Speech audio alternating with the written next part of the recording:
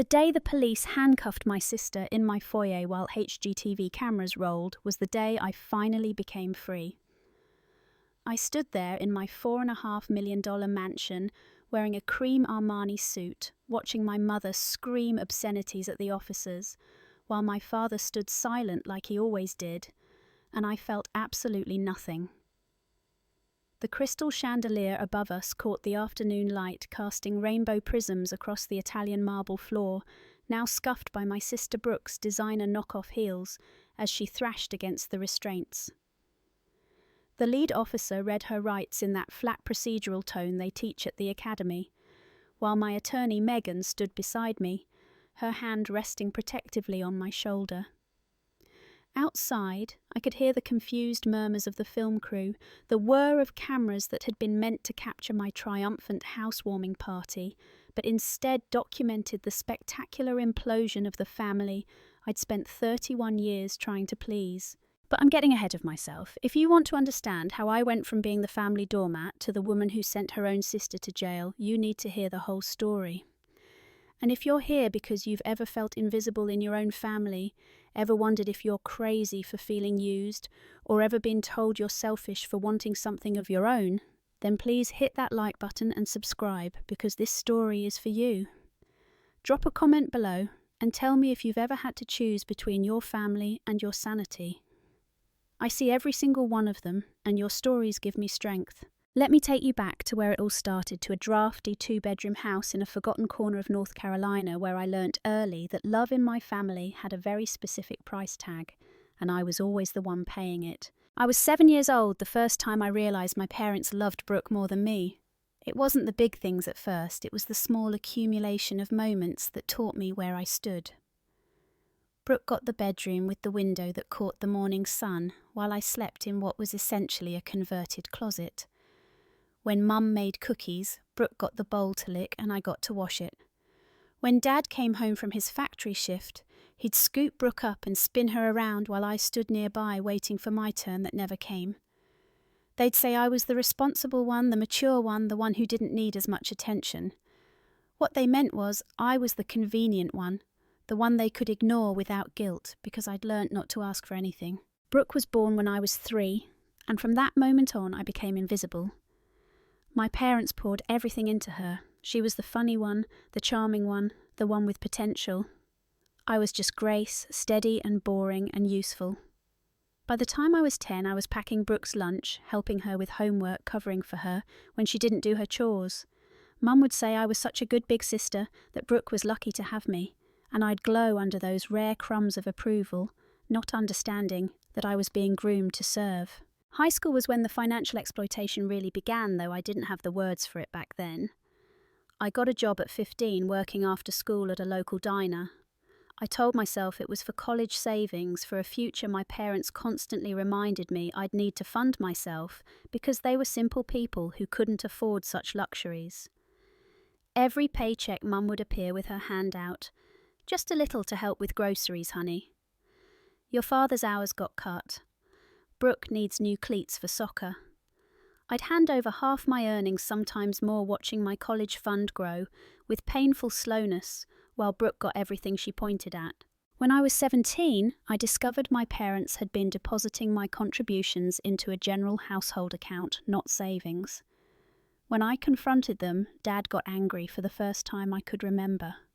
He told me that family helped family, that I was selfish for keeping track, that a good daughter wouldn't throw money in her parents' faces. Mum cried and said she'd raised me better than this. I apologised.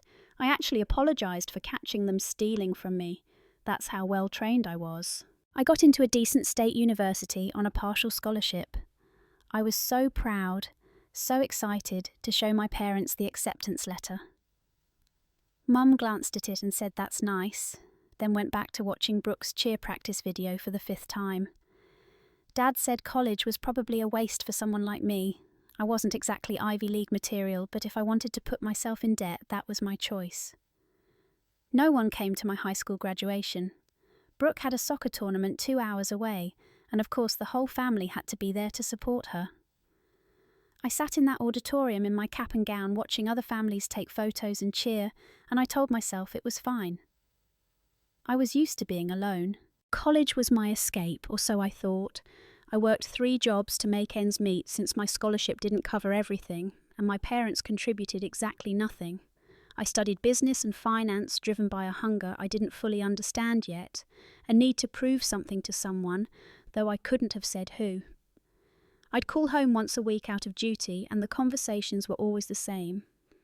Mum would talk about Brooke's latest drama, her new boyfriend, her cheer competitions, her college applications, and oh, by the way, Grace, could you send a little money home? Things are tight, and Brooke needs a new laptop for school. I sent the money. I always sent the money. Brooke went to college too, a private liberal arts school that cost 4 times what mine did. My parents took out a second mortgage to pay for it. When I asked why they could do that for Brooke but hadn't helped me at all, Mum said Brooke had more potential, she was going to do something special with her life. And what was I going to do? I wanted to scream. But I didn't. I just swallowed the pain and sent another cheque when Brooke's sorority dues came up. I graduated with honours and got a job at a real estate firm in Charlotte. I was good at it, better than good. I had a hunger that my colleagues, mostly trust fund kids coasting on family connections, didn't have. I worked 80-hour weeks. I studied market trends until my eyes burned. I networked relentlessly. Within 2 years, I was the top-selling agent in my office. Within 4, I'd started my own firm. And through it all, my family's requests grew. Brooke dropped out of college after 2 years, no degree, just debt, and a string of bad decisions. She moved back home, and my parents expected me to help support her. I paid her car insurance. I paid her credit card bills. I sent money for her rent when she'd occasionally get an apartment with whatever boyfriend she was seeing. My parents would call it investing in family. I'd call it now what it really was, extortion. But I never stopped trying to earn their love. That's the sick part, isn't it? I kept thinking if I just gave enough, did enough, proved enough, they'd finally see me. They'd finally say they were proud. They'd finally choose me just once. I met Megan during this time at a networking event for women in business. She was a corporate attorney, with a sharp eye and sharper tongue, and she saw through my carefully constructed facade of having it all together within about 10 minutes of conversation. We became friends over wine and shared stories of difficult families, though Megan's response to her toxic parents had been to cut them off completely while I was still desperately seeking crumbs of approval. She'd tell me I was being used. I'd tell her she didn't understand family was complicated. By the time I turned 30, I'd built something extraordinary. My real estate firm specialised in luxury properties across the southeast, and I'd developed a reputation for finding hidden gems and turning them into showpieces. I'd made my first million at 27 and my 5th by 30. I lived modestly, saving and investing always with this nagging voice in my head that I had to prove I deserved to exist, that I had to earn the space I took up in the world. My family knew I did well. They knew I had money. But I'd carefully hidden the true extent of my wealth because some part of me understood that if they knew, they'd take everything. I drove a nice but not extravagant car when I visited. I lived in a good apartment but nothing flashy. I made excuses about why I couldn't help more claiming business expenses and investments. Looking back, I was like an abuse victim hiding money from a violent spouse, terrified of what would happen if the truth came out. Then came the opportunity that would change everything. HGTV approached me about featuring one of my properties on their network. Not just any property, but my personal project, a historical mansion in Asheville that I'd spent 18 months and considerable money restoring to its former glory.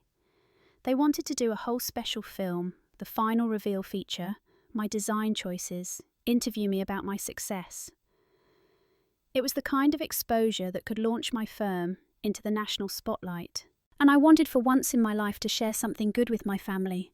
I wanted them to see what I'd built. I wanted them to be proud. I was so stupid. I planned an elaborate housewarming party to coincide with the filming. I invited industry colleagues, clients, local dignitaries, and yes, my family. I sent my parents and Brooke beautifully engraved invitations, called to make sure they'd received them, even offered to pay for a hotel if they wanted to come the night before. My mother's response was lukewarm at best. She said they'd try to make it, but Brooke had been feeling down lately and might need support. I told myself that meant they were coming, they just weren't good at expressing enthusiasm. The mansion was a masterpiece. $4.5 million of history craftsmanship and my own blood, sweat and tears. 10 bedrooms, 8 bathrooms, a chef's kitchen with marble countertops and top-of-the-line appliances, a library with floor-to-ceiling shelves, a home theatre, a wine cellar, and grounds that looked like something out of a European estate. I'd furnished it with a mixture of antiques and modern luxury pieces. Every detail was perfect. The day before the party, I was supervising the setup. The HGTV crew was doing preliminary shots, testing lighting, planning angles. Caterers were prepping in the kitchen. Florists were arranging massive displays of white roses and orchids. A string quartet was rehearsing in the grand hall. Megan was there helping coordinate and also serving as my moral support because she knew how nervous I was about my family finally seeing my success. That's when my phone buzzed with a text from my mother. I'll never forget the words, "Can't make it tomorrow. Brooke needs to go to the grocery store to get supplies for a baking project. She's been feeling bored and we need to support her creative outlets." I read it 3 times each time, hoping the words would rearrange themselves into something that made sense, something that didn't mean what they so clearly meant. My family was skipping the biggest day of my professional life because my 28-year-old sister needed to go buy flour and sugar, after I'd invited them weeks ago, after I'd confirmed multiple times, after I'd planned this entire event partly as a way to finally show them what I'd accomplished. I didn't cry. Something inside me that had been bending for 31 years finally snapped clean through. I looked at that text, at the casual cruelty of it, the absolute lack of consideration for my feelings, and I felt something I'd never allowed myself to feel before. Pure, clean rage. Megan found me standing in the foyer staring at my phone. She took one look at my face and said, "What's wrong?" I handed her the phone. She read the message, and her expression went from concerned to furious in about 2 seconds. She started to say something, probably something loyally and protective, but I held up my hand. I said, "Lock the security gates. Add my parents and Brooke to the banned list. If they show up tomorrow, they don't get in. Even if they're the President of the United States." Megan smiled, and it wasn't a nice smile. It was the smile of someone who'd been waiting years for me to wake up. She said it's about damn time, and she went to update the security team. The party was spectacular. Over 100 guests filled the mansion. Champagne flowed, the food was exquisite, and the HGTV special was filming everything. They interviewed me about my journey, my design philosophy, my success story. I smiled for the cameras and talked about hard work and vision, and I didn't mention that my family had chosen a grocery run over being here. The crew did a flyover shot with a drone capturing the full scope of the estate, and I knew that footage would be broadcast nationally. I knew my family would see it. Part of me hoped they would. The special aired 2 weeks later on a Thursday night. I didn't watch it. I didn't need to. I knew what it showed. But I got the phone call from a friend back in my hometown the next morning. She said, "Grace, I don't know how to tell you this, but your family is losing their minds. The whole town saw the show. Everyone's talking about it." Apparently, my parents and Brooke had been sitting down to dinner in their ageing house when my face appeared on the TV. The announcer introduced me as the Southeast's rising queen of luxury real estate. The footage showed the mansion in all its glory. They interviewed me, talking about my firm, my success, my future plans. My parents and Brooke sat there in shock, finally understanding exactly how successful I'd become, how much I'd been hiding from them. Brooke called me 17 times that night. I didn't answer. My mother left voicemails ranging from hurt to angry to manipulative. "How could you hide this from us? We're your family. We deserve to know. After everything we've done for you." I deleted them without finishing most of them. I thought that would be the end of it. I thought they'd be angry, they'd complain to their friends, and eventually they'd move on. I underestimated their entitlement. The next day I was in the meeting with a potential client, discussing a waterfront property, when my phone started blowing up with calls from the security company. I excused myself and answered. The guard said, "Ma'am, your family is at the gate. They're demanding to be let in. They have luggage." I felt ice water in my veins. I told him absolutely not, they're on the banned list, and I hung up. I walked back into my meeting, wrapped it up professionally, and then I drove home. They were camped outside my gate when I arrived. My parents' beat-up pickup truck was parked on the street, and they'd actually unloaded suitcases and bags onto the sidewalk. Brooke was yelling at the security guard while my mother jabbed her finger at the intercom, and my father stood there with his arms crossed, trying to look intimidating. I pulled up in my car, and the scene paused like someone had hit a freeze-frame button. Then my mother rushed toward me, her face a mixture of tears and rage. I got out of the car slowly, calmly, and I looked at these people who'd raised me, and I felt like I was seeing strangers. My mother got to the gate and grabbed the bars like she was in prison, which I suppose from her perspective she was. She started yelling through the intercom, "How dare you lock us out? We're your family. We have a right to be here. Your father and I raised you. This mansion, everything you have, you owe to us." I looked at my father. He wouldn't meet my eyes. Of course not. He never had to do the dirty work that was Mum's job. I looked at Brooke, who was crying actual tears, and for a moment I almost felt bad. Then I remembered 28 years of being second choice, and the feeling passed. I spoke into the intercom, my voice clear and cold. "What are you doing here?" "Mum said we saw the show. We can't believe you hid this from us. We're family Grace. Family shares. And Brooke is going through a hard time right now. She lost her job and she needs a place to stay and recover. That guest house on the west side of your property would be perfect for her. She needs peace and quiet to find herself." Find herself. Brooke was 28 years old and she'd been finding herself for a decade. I'd funded most of that journey. I said, "I remember you were too busy to come to my housewarming. You had to go grocery shopping." My mother had the audacity to look offended. We explained that. Brooke needed our support. I said, "And now you need mine. Funny how that works." My father finally spoke up. "Don't talk to your mother that way. We taught you better than that. Now open this gate and let us in. We drove 4 hours to see you." Or I said, "No, this is private property. You're not welcome here. Please leave." Brooke shrieked, "You can't be serious. You have this massive house and you won't let your own family stay. You're so selfish. You always were. You always thought you were better than us." And there it was, the truth under all the manipulation. They didn't love me. They resented me. I'd committed the unforgivable sin of succeeding beyond their control. I said, "I'm very serious. If you're not gone in 10 minutes, I'm calling the police for trespassing." My mother laughed. "You wouldn't." I pulled out my phone and started dialing. They left, but not before my mother shouted that I'd regret this, that family was forever, that I couldn't just throw them away like garbage. I thought that was the end. I was wrong. They came back the next day and the day after that. When the security guards wouldn't let them in, they set up a tent on the public sidewalk outside my property. They made signs.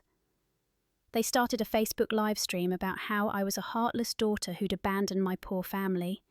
They told anyone who would listen that I'd made my money through unethical means, and now I was too good for the people who raised me. Some people believed them. I started getting emails and messages calling me horrible names. Someone threw eggs at my gate. The local news picked up the story. Suddenly I was the villain in a narrative. I hadn't written the ungrateful rich daughter who forgot where she came from. Megan told me to ignore it, that it would blow over. But it didn't blow over. It escalated. One morning I found Brooke in my garden. She'd somehow sweet-talked the landscaping crew into letting her through a side gate. She was standing in my rare orchid greenhouse, the one that had taken me years to cultivate, and she was filming herself on her phone. I watched through the security camera feed in disbelief as she started destroying my plants. She ripped them out of their pots, threw them on the ground, crushed them under her feet, all while narrating to her phone about how her sister valued flowers more than family. Then she turned to the camera and said, "If Grace doesn't give me $500,000 in cash by the end of the week, I'm going to every news station and telling them she embezzled money from clients." That's when I stopped being defensive and went on offense. I called Megan. I called a private investigator I'd use for background checks on business partners. And then I did something I should have done years ago. I documented everything. Every text message asking for money, every guilt trip, every manipulation. I had years of evidence of financial exploitation. The PI came back within 48 hours with more than I'd expected. Brooke had a history of petty theft. My parents had been telling neighbours and church members that I was supporting them financially while pocketing the sympathy and casseroles.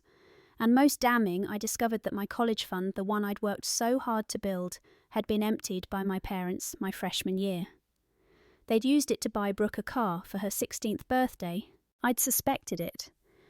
But seeing the bank records, the withdrawal slips with my mother's forged signature, that was different. That made it real and unforgivable. I told Megan I wanted to press charges for the orchid destruction. She said that might seem petty. I said the damages exceeded $5,000, which made it a felony in North Carolina. She stopped arguing and drew up the paperwork. But first I set a trap. I called my mother and said I wanted to talk, that maybe we could work something out. I invited them to the house for a meeting. Just family. No lawyers, no cameras, just us working things out like family should. They came immediately, which told me everything about their desperation. I had cameras recording every angle of the sitting room. I had Megan hidden in the next room. And I had a plan. They arrived looking smug like they'd won. Brooke was already mentally spending my money, I could tell. My mother had that satisfied look she got when she'd manipulated someone into doing what she wanted. My father was just along for the ride, as always. I served tea, I was the perfect hostess, and then I let them talk. My mother started with how glad she was that I'd come to my senses. That family was the most important thing, that she'd raised me to understand that we take care of our own. Brooke jumped in with her demands. She wanted the guest house free, of course. She wanted a monthly allowance at least $10,000. She wanted me to co-sign on a new car lease. She rattled off her wish list like she was ordering from a menu. I let her finish, then I said, "And what do I get out of this arrangement?" Brooke looked confused. "You get to be a good sister. You get to help family." I said, "So I give you money and housing and support, and in return I get the privilege of giving you more." My mother jumped in. "Don't be crude, Grace. That's not how family works. We're not talking about transactions. We're talking about love." I laughed. I actually laughed, and it was not a pleasant sound. I said, "Let's talk about love then. Let's talk about how you skipped my housewarming for a grocery run. Let's talk about how you stole my college fund to buy Brooke a car. Let's talk about how you've taken money from me for years while telling the neighbours you're struggling because I won't help." My father stood up. "That's enough." I said, "Sit down. For once in your life, you're going to listen to me." He sat. I turned to Brooke. "You destroyed $5,000 worth of rare orchids and threatened to make false accusations unless I paid you. That's called extortion." Brooke went pale. "I was just upset. I didn't mean it." I said, "You meant it. You filmed it. You posted it online." I pulled out my laptop and turned it around. The video was queued up ready to play. Brooke's face on screen gleeful as she destroyed my property and made her threats. "My mother said you wouldn't show that to anyone. It would make the family look bad." I said I already showed it to the police. The colour drained from my mother's face. "You didn't." The doorbell rang. Perfect timing. I excused myself and opened the door to 2 police officers.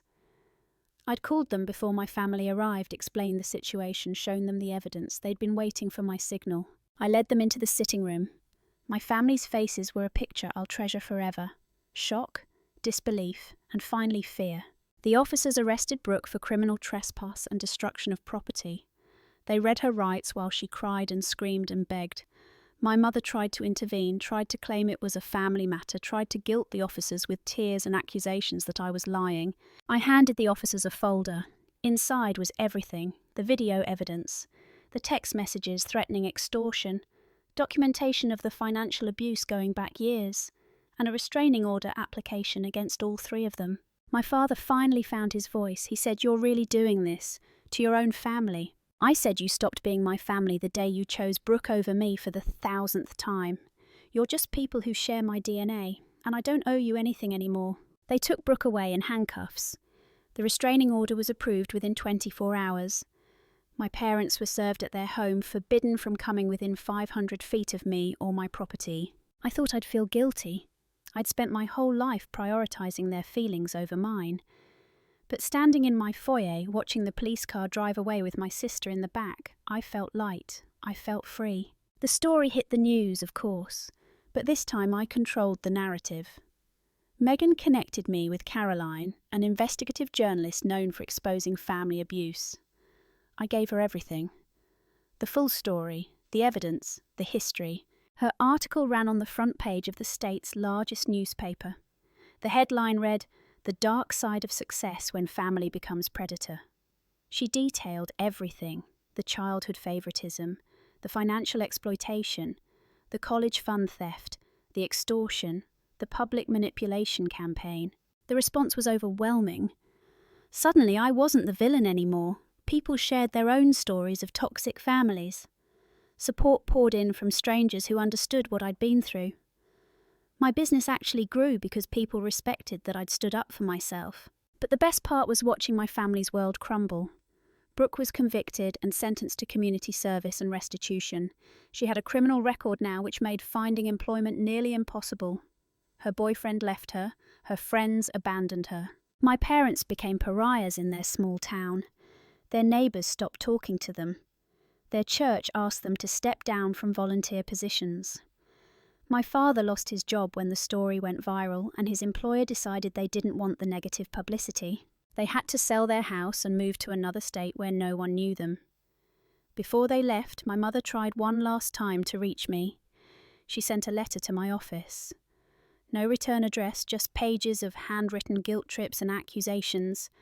And finally, buried at the end, something that might have been an apology. She wrote that she didn't understand where she went wrong, that she'd always tried to be fair, that maybe she'd favoured Brooke sometimes, but it was only because Brooke needed more help. She said she hoped one day I'd forgive them and we could be a family again. I burned the letter. I didn't need her excuses or her conditional apology. I was done. I sold the Asheville mansion 6 months later. It had become associated with too many bad memories. But the publicity from the HGTV special and the subsequent news coverage had made it even more valuable. I sold it for nearly double what I'd paid, and I used the money to buy a private estate in Montana, far from anyone who knew my history. I built a new life there. Megan visits often. I've made real friends, people who value me for who I am, not what I can give them. I dated a wonderful man for a while, though it didn't work out, but the experience taught me that I was capable of having healthy relationships. I expanded my business nationally. I'm more successful now than I ever was before, and the difference is that I keep it all. No more sending money home, no more financing Brooke's disasters, no more trying to buy love from people incapable of giving it. My phone number changed. My parents and Brooke don't have the new one. They don't know where I live. They're not in my life in any capacity, and I've never been happier. Sometimes people ask if I regret cutting them off, if I miss having a family. The answer is no and no. I don't miss being used. I don't miss being second choice. I don't miss the constant anxiety of wondering when the next demand would come. I have a family now. It's made up of people I chose, people who chose me back, Megan, my friends, my team at work. These are the people who show up for me. These are the people who celebrated when I got my latest business award, who brought me soup when I was sick, who remember my birthday without expecting something in return. Blood doesn't make you family. Love does, respect does, reciprocity does. 1 year after the arrest, I got a message on LinkedIn from Brooke. She'd created a new profile trying to rebuild her professional image. The message was long and rambling, full of apologies and promises that she'd changed. She said she was in therapy, now that she understood what she'd done wrong, that she wanted a chance to make things right. I read it once, then I blocked her. Some people don't deserve second chances. Some people will only change long enough to get back into your life so they can hurt you again. I'd given my family 31 years of chances. I was done. I'm 33 now. I own 3 properties worth a combined $15 million. My firm is one of the top boutique real estate agencies in the country. I have friends who actually care about me. I have peace. And most importantly, I have myself. The woman I was meant to be, not the doormat my family tried to keep me as. I'm not perfect. I still struggle sometimes with guilt, with that little voice that says I should have tried harder, been more patient, given more chances. But then I remember my mother choosing a grocery run over my triumph, Brooke destroying my garden and demanding money, my father standing silent while they bled me dry. And I remember that choosing myself wasn't selfish, it was survival. If you've read this far, you probably see something of your own story in mine. Maybe you're still stuck in the cycle, still trying to earn love from people who only see you as a resource. Maybe you're terrified of what will happen if you stop giving, stop trying, stop setting yourself on fire to keep them warm. I'm here to tell you that the world doesn't end when you choose yourself. It begins. Family isn't supposed to hurt. It isn't supposed to take without giving. It isn't supposed to make you feel worthless while building themselves up on your back. If the people who claim to love you only show up when they need something, they don't love you. They love what you provide. You deserve better. You deserve people who celebrate your wins, who show up when it matters, who would never dream of exploiting you. You deserve to keep the fruits of your labour. You deserve to be chosen not as a last resort or a backup plan, but as a priority. And if you have to walk away from everyone you've ever known to find that it's still worth it, I promise you it's worth it. The price of freedom is steep, but the cost of staying is steeper. I paid with relationships that were already broken. I lost nothing real, and I gained everything that matters. So here's my final message. If your family treats you like an ATM, you're not obligated to stay in that transaction. If your success threatens them, they don't deserve access to it. If they can't be happy for you, they don't get to be part of your life. You don't owe anyone your suffering, not even the people who raised you. Choose yourself, set boundaries, protect your peace. Build a life that makes you proud and fill it with people who are proud of you too. Let the toxic people cry about it. Let them tell their version of the story. The people who matter will know the truth. And if you're still on the fence, still thinking maybe things could change, let me ask you this. If they haven't changed in all the years you've been trying, why would they start now? How many more chances are you willing to give? How much more of your life are you going to spend trying to earn what should have been freely given? I spent 31 years waiting for my family to love me. The best decision I ever made was to stop waiting. Now I want to hear from you. Have you ever had to cut off toxic family members? Are you currently struggling with a one-sided relationship where you give everything and get nothing back? What's holding you back from setting boundaries? Drop your story in the comments below. Your experience might be exactly what someone else needs to hear to find their own courage. And if this story resonated with you, hit that like button and subscribe so you don't miss future stories about taking back your power and building the life you deserve. Let's build a community of people who chose themselves and never looked back. Remember, the only approval you need is your own. Everyone else is optional.